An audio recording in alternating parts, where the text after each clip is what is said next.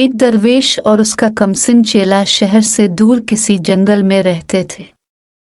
दरवेश आम तौर पर अन खुदा में मसरूफ रहता था और चेला आसपास की बस्तियों से भीख मांगकर उसकी खिदमत किया करता था। दरवेश का दिल इंसानियत के दर्द से लबरेज था और वो सुबह शाम इंतहाई सोज़ो-गुदास के साथ ये दुआ किया करता था, मेरे परवरदिगार, मैं एक बेबस और बेवसीला इंसान हूँ और तेरे बंदों की कोई खिदमत नहीं कर सकता, लेकिन अगर तो मुझे बादशाह बना दे तो मेरी ज़िंदगी का हर सांस भूखे और नंगे इंसानों की खिदमत के लिए वक्फ होगा। मैं यतीमों, बेवाओं और नादार लोगों की सरपरस्ती करूँगा। मैं मोहताजों के लिए लंगर खाने खोलूँगा। मैं अदल और इंसाफ का बोलबाला करूँगा। रिश्वतखोर और बदयानत अहलकारों को इबरतनाक सजाएं दूंगा। मजलूम मुझे अपनी ढाल समझेंगे और जालिम मेरे नाम से कान पींगे। मैं नेकी और भलाई को परवान चले रहेगा। कमसिन चेले को यकीन था कि किसी दिन मुर्शिद की दुआ ज़रूर सुनी जाएगी और उनके दिन फिर जाएंगे, लेकिन वक्त गुजरता गया। चेला जवान हो गया और नेक दिल दरवेश में बुढ़ापे के आसार जाहिर होने लगे। रफ्ता रफ्ता चेले के एतकाद में फ़र्क आने लगा, यहाँ तक कि जब दरवेश दुआ के लिए हाथ उठाता तो वो इसके करीब बैठने की बजाय चंद कदम दौड़ बैठता और दबी ज़बान से ये दुआ शुरू कर देता। मेरे परवरदिगार, अब मेरा मुर्शिद बूढ़ा हो चुका है। इसके बाल सफ़ेद हो चुके हैं, दांत झड़ चुके हैं और बीनाई जवाब दे चुकी है। अब वो मुझे तख्त की बजाय कब्र से ज़्यादा करीब दिखाई देता है। अगर तुझे एक नेक दिल आदमी का बादशाह बनना पसंद नहीं तो मुझे बादशाह बना दे। मैं ये अहद करता हूँ कि मेरा हर काम अपने मुर्शिद की ख्वाहिशात के उलट होगा। मैं सिद्क दिल से अहद करता हूँ कि मैं नादारों को ज़्यादा नादार और बेबसों को ज़्यादा बेबस और मजलूमों को ज़्यादा मजलूम बनाने की कोशिश करूँगा। मैं चोरों और डाकुओं की सरपरस्ती करूँगा।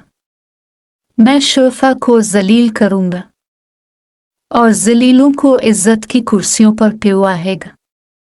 मैं राशि और बददियानत अहलकारों की सरपरस्ती करूँगा।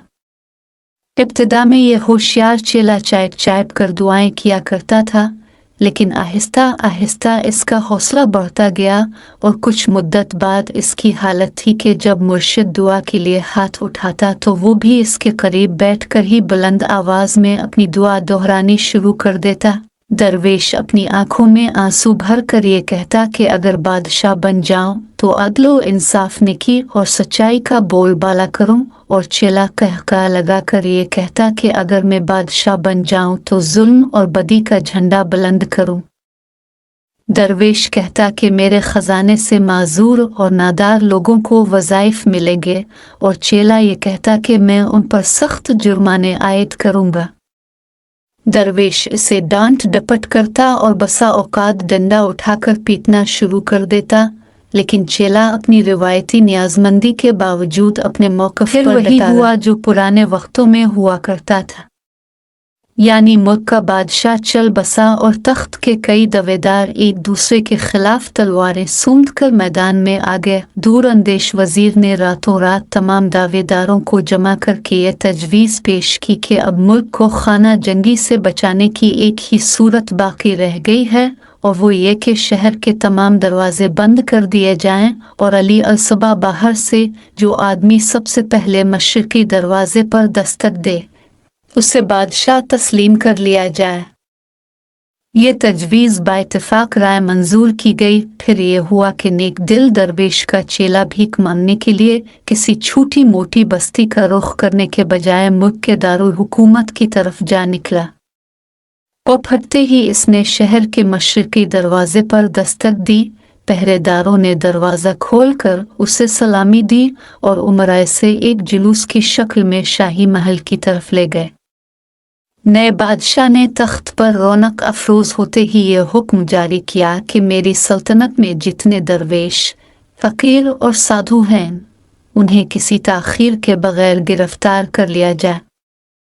इस हुक्म की तामील की गई, लेकिन खुशकिस्मती से नए बादशाह के मुर्शिद को किसी तरह यह पता चल गया कि इसका होशियार चेले की दुआ कबूल हो गई है और वो सरहद उबूर करके किसी दूसरे मुल्क में चला गया।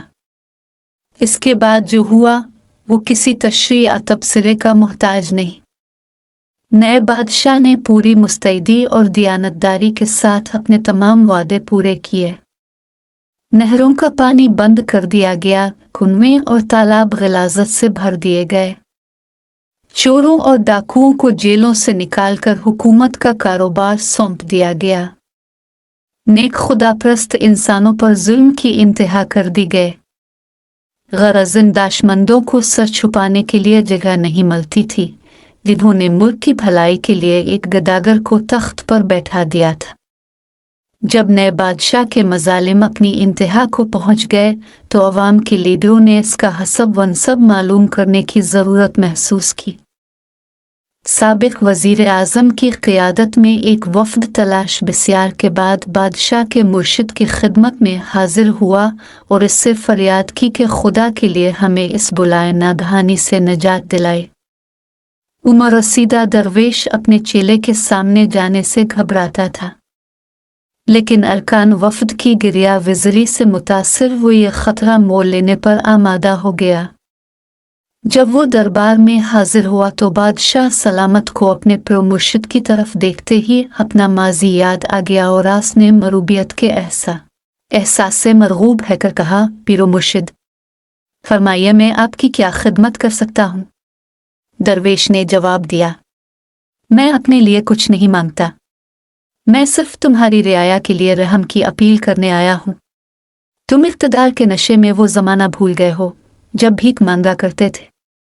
खुदा से डरो, ये सब फानी है। अगर हो सके तो मौत से पहले कोई नेक काम कर लो। बादशाह ने तल्ख हैकर जवाब दिया, देखिए क़िबला, आप मेरी क़ुव्वत बर्दाश्त का इम्तिहान लेने की कोशिश ना करें।